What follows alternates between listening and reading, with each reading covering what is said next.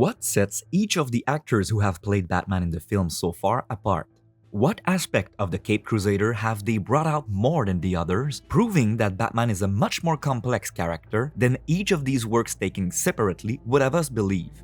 Welcome to Frank Movie Talks. It's been over a year since I promised you this video that will be quite different from what I usually do. This is not a video essay, and not a ranking either, but simply an appreciation of each Batman actor to follow up on my video from last year focusing on the 3 types of Batman in cinema. Stay until the end to find out what the future holds for this channel.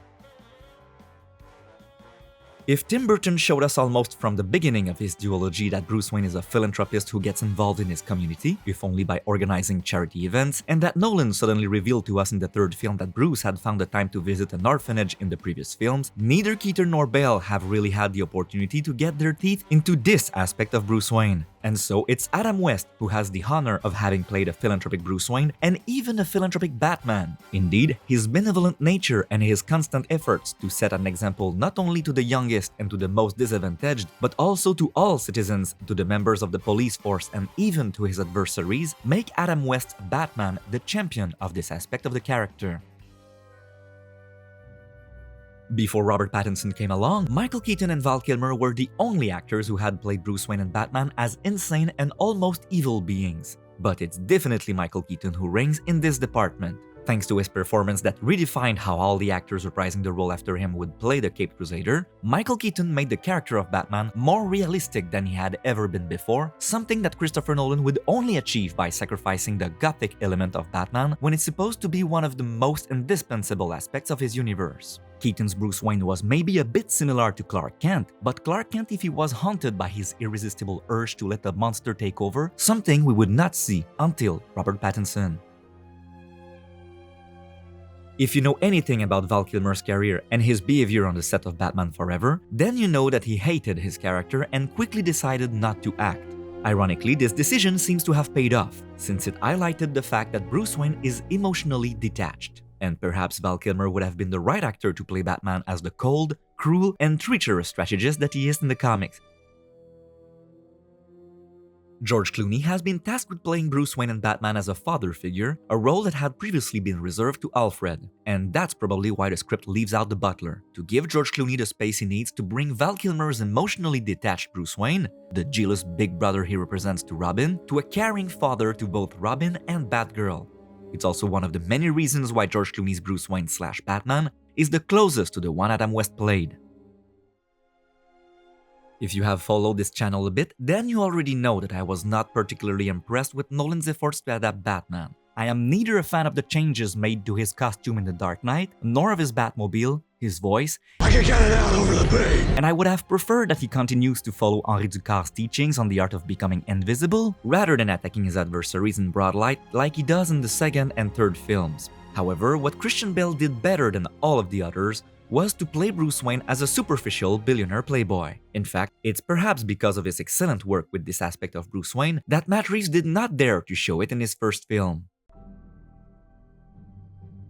As we can see, we can make connections between the aspects of Batman that each actor had the opportunity to present and the interests of their respective directors. Tim Burton likes marginal and tortured protagonists, so it's no coincidence that his Batman wins in this area. Christopher Nolan loves well-coiffed and well-dressed, even bourgeois protagonists, while what's important to Zack Snyder is muscles. And that's why Ben Affleck gives Batman what no other actor before him had given him, his superhero build and one of his best action scenes, unfortunately poorly used from a narrative point of view. While Matt Reeves is to date the director who has offered us the most faithful adaptation of Batman in cinema, his rather peculiar vision of Bruce Wayne, inspired according to his own words by Kurt Cobain, reveals the malaise felt by Bruce Wayne when he is not Batman and his difficulty in containing his alter ego, which is in the same register as Michael Keaton's Bruce Wayne. However, what Batman has been missing for all these years through all these different interpretations is the detective aspect of the character that Pattinson has the opportunity to play here, even if he is a very imperfect young detective for whom the action scenes are punishments that he must endure for not having been clever enough. Finally, we are treated to a Batman who observes the crime scene and who hunts it like a menacing specter. I know I said at the beginning of the video that my goal was not to produce a ranking, and I sincerely believe that all the actors named so far have done an excellent job by appropriating a specific aspect of Batman. But there is one actor that I have not yet discussed and who had the opportunity, thanks to the format of the television series, to bring together and embody each of these aspects of the character. Kevin Conroy gave us a Batman as caring as Adam West. There's one thing I gotta know. How'd you stay with me all day, risking your butt for someone who's never given you anything but trouble? I know what it's like to try and rebuild a life. I had a bad day too, once. As tormented as Michael Keaton.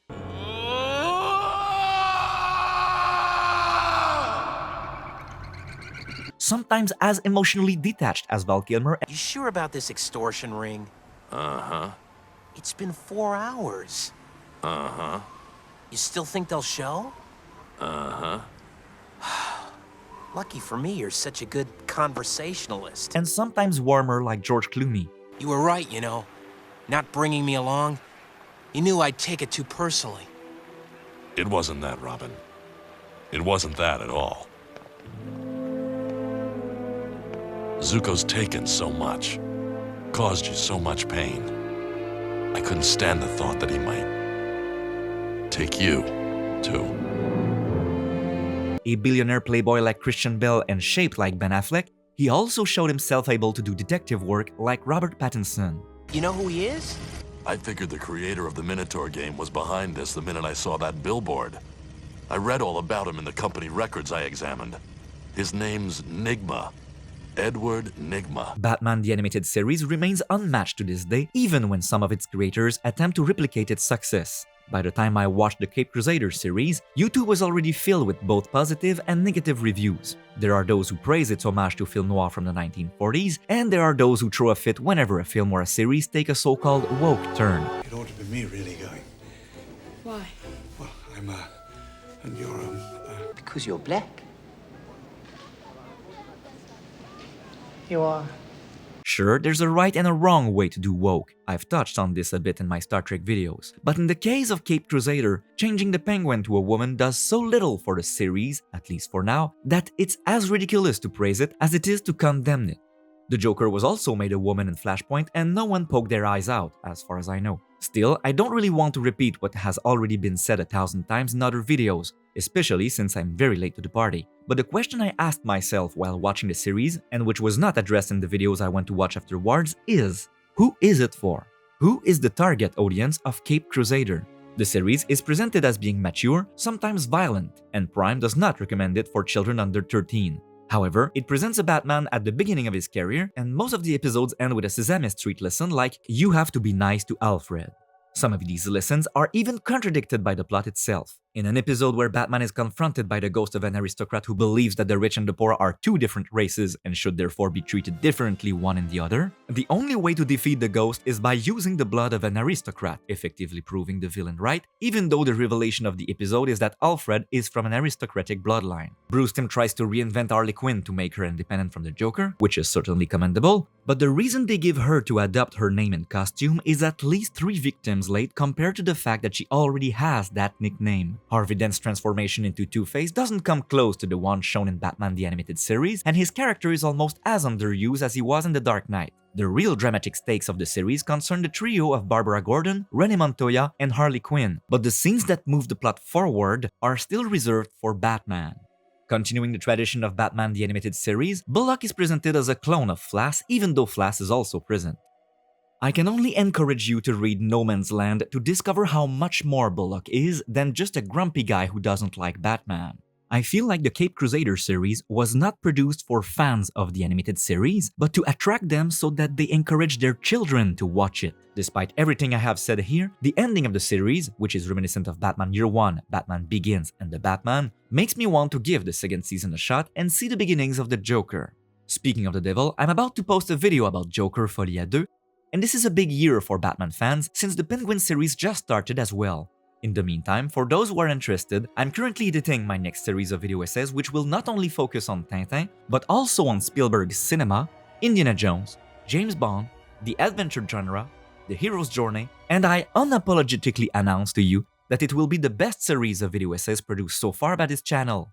so I hope you will give it a shot, even if it does not concern Batman. And who knows, maybe Batman will make an appearance.